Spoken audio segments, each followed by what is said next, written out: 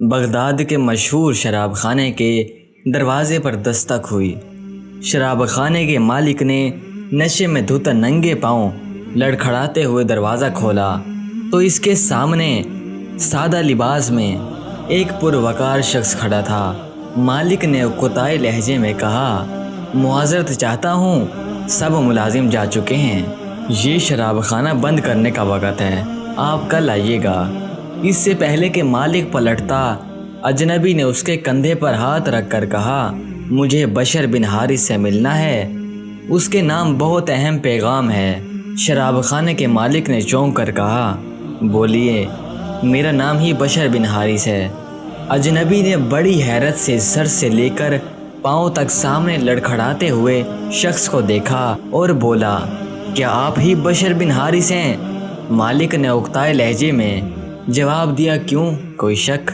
اجنبی نے آگے بڑھ کر اس کے ہاتھوں کو بوسہ دیا اور بولا، سنو بشر بن حارث، خالق ارض سما اللہ رب العزت نے مجھے کہا ہے کہ میرے دوست بشر بن حارث کو میرا سلام عرض کرنا اور کہنا، جو عزت تم نے میرے نام کو دی تھی وہی عزت رہتی دنیا تک تمہارے نام کو ملے گی۔ اتنا سننا تھا کہ بشر بن حارث کی نگاہوں میں وہ منظر گھوم گیا جب ایک دن حسب معمول وہ نشے میں دھت چلا جا رہا تھا۔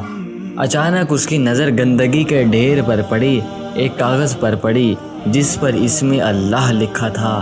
بشر نے کاغذ کو بڑے احترام سے چوما، صاف کر کے خوشبو لگائی اور پاک جگہ رکھ دیا اور کہا، اے مالک عرش العظیم، یہ جگہ تو بشر کا مقام ہے، میرے اللہ، یہاں تو آپ کا مقام نہیں، یہاں تو میرا مقام ہے۔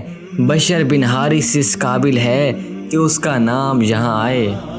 وہی بشر حافی رحمۃ اللہ تعالی علیہ، جس کے متعلق اپنے وقت کے امام احمد بن حنبل فرمایا کرتے تھے، لوگوں، جس اللہ کو احمد بن حنبل رحمۃ اللہ علیہ مانتا ہے، بشر بن حافی رحمۃ اللہ تعالی علیہ اسے پہچانتا ہے۔